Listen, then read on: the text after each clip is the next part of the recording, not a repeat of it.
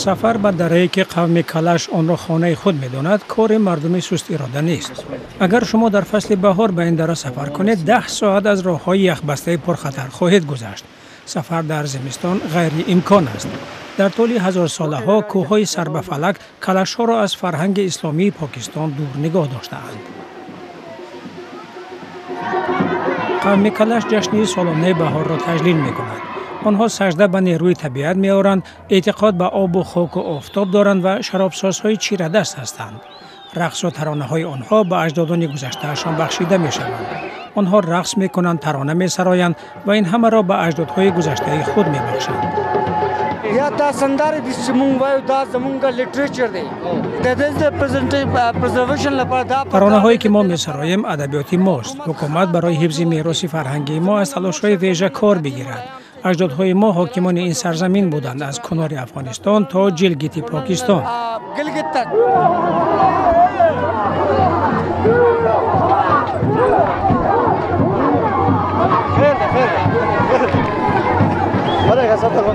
اما این قوم انتقی در طول عصرها کاهش یافته است. حالا در این دره کسناگذر کوهی در چترال پاکستان تنها 5000 نماینده این قوم باقی مانده است. بعضی عالمان و تاریخ شناسان بر این باورند که کلش‌ها از اولاد اسکران اسکندر مقدونی اند که هزار سالها پیش به فتح منطقه آمده بودند.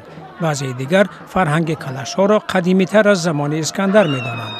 जो भी आते हैं वो डिफरेंट स्टोरी बताते हैं. कोई कहते हैं कि هر کس هر قصه حکایت می‌کند. بعضی ها این قوم را باقی‌مانده‌های اسکندر مقدونی می‌خوانند. بعضی دیگر می‌گویند که اینها از نورستان افغانستانند. بعضی کاوش‌های باستانشناسی این را نشان می‌دهند که کلش‌ها قبل از اسکندر در این مکان‌ها زندگی می‌کردند. هیچ یک از کاوش‌ها منسوبیت این قوم را به مقدونی ثابت نکردند. به این ترتیب مردم بومی 4-5 هزار سال هم در همین مکان‌ها زندگی کردند و عین همین فرهنگ را داشتند. तो अभी भी रह रहे हैं स्टिल उसी कल्चर को उसी मेथड को वो लोग अभी भी फॉलो कर रहे हैं. علامت‌های این فرهنگ بی‌نظیر را می‌توان در قبرستان آنها مشاهده کرد. تابوت‌های بیرون از خاک و استخوان‌هایی که به طبیعت تقدیم شده‌اند. بر پایه فرهنگ کلش‌ها مرده را با همه دارایی‌هایش بیرون از گور می‌مانند.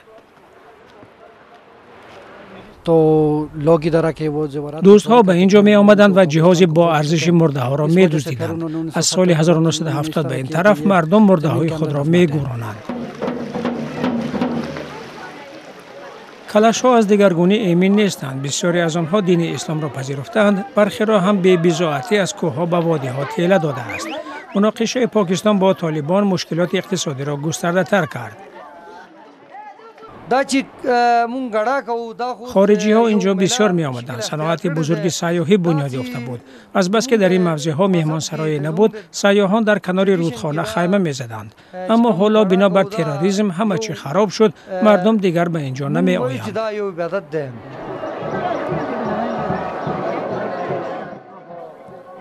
این کوه‌های سر به فلک هندوکش بودند که فرهنگ انتیقی کلش‌ها را تا امروز حفظ کردند. تاریخ پیدایش این قوم در ژرفنای عصرها گم و آینده این قوم نامعلوم است.